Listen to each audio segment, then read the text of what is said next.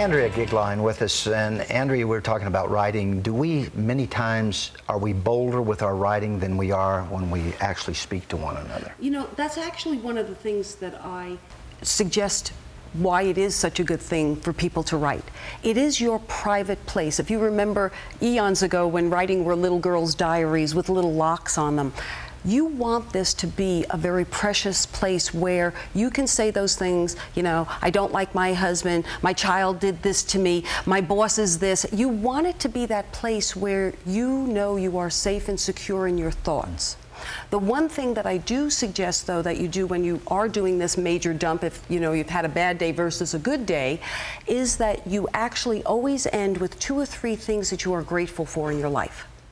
And that will allow you to at least get back into the present moment of, yes, I'm dealing with something horrible, but I can use it in a way that keeps me focused on the more good things that are going on than the negative things that are going on.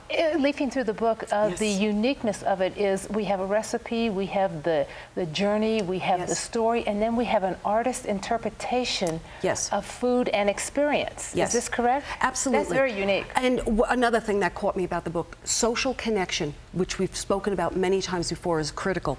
What Eric did just in a spontaneous inspiration was call together friends. A friend was at his home one night when he returned from work, and the friend was sketching. He's a renowned artist, and Eric was making him something to eat. And that was the inspiration. And so they said, let's do this together.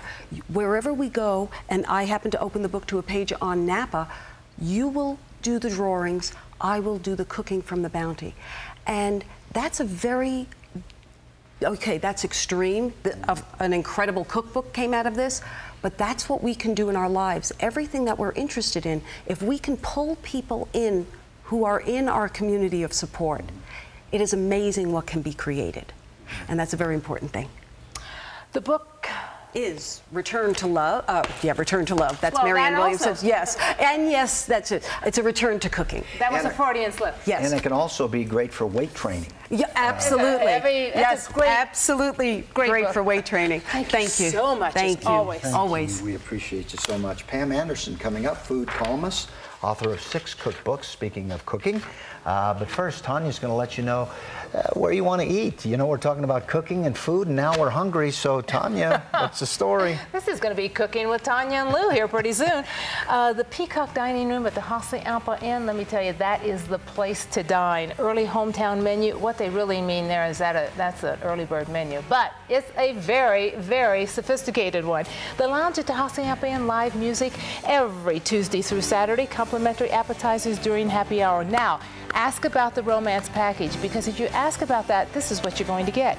Accommodations, champagne dinner for 2 in the Peacock room, and breakfast. All that at the Hacienda Inn, making memories for you.